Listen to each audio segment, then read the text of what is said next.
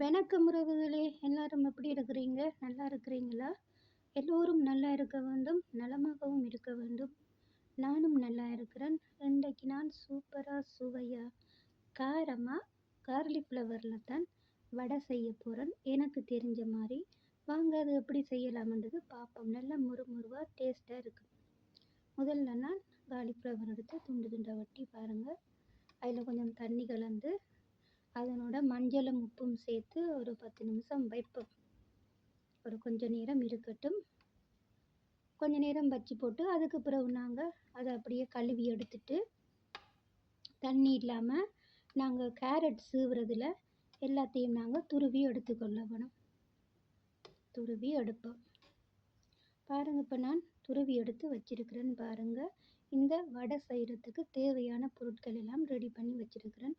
அது என்னென்னு சொல்லி துருவி வச்சுருக்கேன். கார்லிக் ஃப்ளவர், வெள்ளை இஞ்சி பாருங்கள் துண்டு துண்டாக வெட்டியிருக்கேன். பச்சை மிளகாய், கருவேப்பிலை, அங்கால வெங்காயம், கொத்தமல்லியில்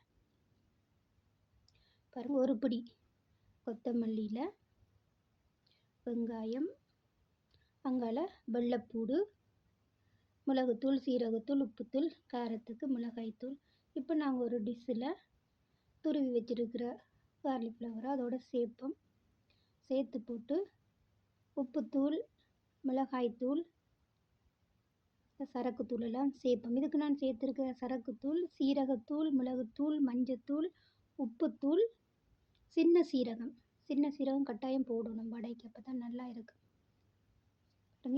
இது வெள்ளைப்பூடு. இஞ்சி நான் சின்ன சின்ன துண்டாக பாருங்கள் கட் பண்ணி எடுத்துருக்குறேன். அது கருவேப்பிலை, பச்சை மிளகாய் எல்லாம் சின்ன சின்னதாக தான் வெட்டி போட வேணும். அப்போ தான் நல்ல வடைக்கு. பாருங்கள், இஞ்சி நான் சின்ன சின்ன துண்டாக கட் பண்ணி எடுத்துருக்குறேன். இஞ்செல்லாம் சேர்க்குறது நல்லது.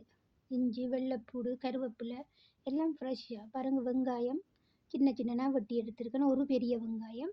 இது கொத்தமல்லியில் ஒரு பிடி கொத்தமல்லியில் சேர்த்துட்டு உப்புத்தூள். இப்போ மசாலா தூளை நாங்கள் சேர்ப்போம். என்ன உப்புத்தூள், மஞ்சள் தூள், சீரகத்தூள், இது சொட்டு கரம் மசாலா தூள் சேர்த்து இப்போ எல்லாம் சேர்த்து நல்லா பிணைவோம். நல்லா பிணைய வேணும்.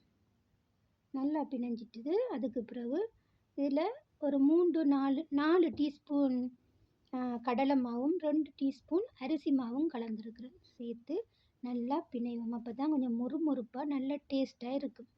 பாருங்கள், தண்ணி ஊற்றக்கூடாது. ஏனென்று சொன்னால் இதில் எல்லாத்துலேயும் வெங்காயம் அதில் எல்லாம் தன்மை இருக்குது.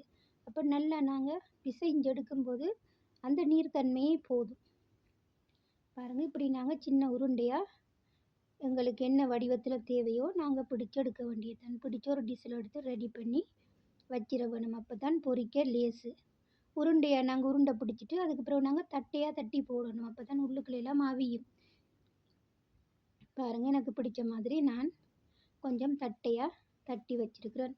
பருப்பு வடை மாதிரியே இருக்குது. பாருங்கள், பொரிஞ்ச பிறகு சாப்பிடக்குள்ளேயும் பருப்பு வடை மாதிரி நல்ல முறுமுருண்டே இருக்கும். நல்ல சுவையாக. பாருங்கள், இப்போ நான் தட்டி வச்சதெல்லாம் சேர்த்து பொரிக்கிறேன். நல்ல ப்ரௌன் கலரில் வந்திருக்குது. பாருங்கள், இப்போ தான் நீங்கள் எங்களுடைய காணொலியை முதல் தடவையாக பார்க்குற நீங்களாக இருந்தால் சப்ஸ்கிரைப் செய்து விட்டு பாருங்கள். அது எங்களுக்கு மிகவும் ஒரு பெரிய சப்போர்ட்டாக இருக்கும். நிறைய பேர் பார்க்குறீங்க, சப்போர்ட் பண்ணுறீங்க. அனைவருக்கும் ரொம்ப நன்றி. தொடர்ந்து உங்களை ஆதரவை தாங்க. பாருங்கள், இப்போ வடை நல்லா பொரிஞ்சு வந்திருக்குது. இனி நாங்கள் அதை எடுப்போம். எல்லாத்தையும் எடுத்து ஒரு டிஷ்ஷுக்கு மாற்றுவோம். இந்த வடை செய்கிற முறை பிடிச்சிருந்தா செய்து சாப்பிட்டு பாருங்கள். லைக் பண்ணுங்கள், கமெண்ட் பண்ணுங்கள், சப்ஸ்கிரைப் பண்ணி சப்போர்ட் பண்ணுங்கள் உறவுகளே. பாருங்கள் எப்படி இருக்குன்னு சொல்லி. நல்ல மொறுமொறுப்பாகவும் இருக்குது. இப்போ நாங்கள் ஏதோ ஒரு சோஸ் இல்லாட்டியோ என்னத்தோடு சரி தொட்டு சாப்பிட நல்லா இருக்கும். ஒரு பின்னிற சாப்பாட்டுக்கு. மீண்டும் இன்னொரு காணொலியோடு